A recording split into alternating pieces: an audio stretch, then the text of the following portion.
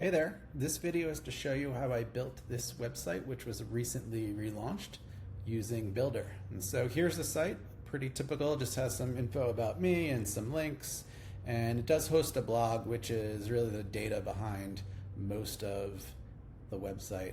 And so just to give you a sense of kind of styling and stuff that I did, not just on the site, but in a blog post, I've got things like my block quotes and links and images, and some definitions there, styled the way I want using a rich text editor within Bildr.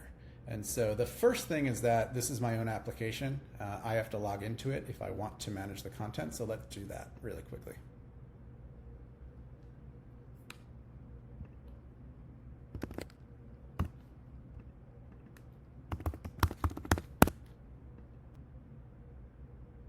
And so here's a page that is authenticated, so I only have access to it. I could give this access to somebody else, another user I could create if I wanted to. So if I was building out a blog or anything data-based, or really anything for a client, you can create authentication on pages to manage access that way. And in this case, I wanted to build out my own way to manage my own blog. And so I created my customized data collection, which is the post and its contents. So I have things like order and title and status, which is something I use to only show published posts on the main page. And then I can do things on existing posts like edit them, archive them, or delete them entirely. And then I have a toggle to show some archived posts if I wanted to. And so let's hop into Bildr now to show how to create a post here. This is Bildr. It has my canvas of all of my pages and my components that really are the meat of the site. And so, for example, I am on my CMS page where I manage my posts.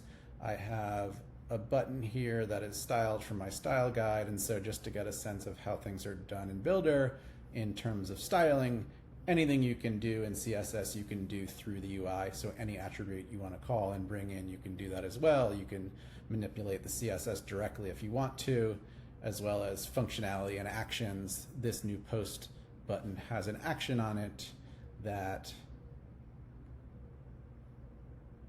brings in the dialog, the modal that allows me to put the inputs that create my blog post. And then I'll show you how I can publish them in another action here. And so what this does when I click the publish button, for example, is an action that generates a dynamic URL that's based on the title of the post and then inserts the data from my input fields in my create post page into my data collection. And so basically anything you can think of doing in JavaScript on your site or your app, you can do here, whether it's an action that exists by default or it's one that you want to build out or get built out. And so this was the way I wanted to manage my blog. I built this page from scratch, but if I was working for a client and they wanted a blog or anything else data related, I could set up their own experience in a different way and have different functionality and a different setup. So that's essentially it. On to the next project. Hope you enjoyed this. Thanks for watching, and feel free to reach out to me if you have any questions on this. Bye.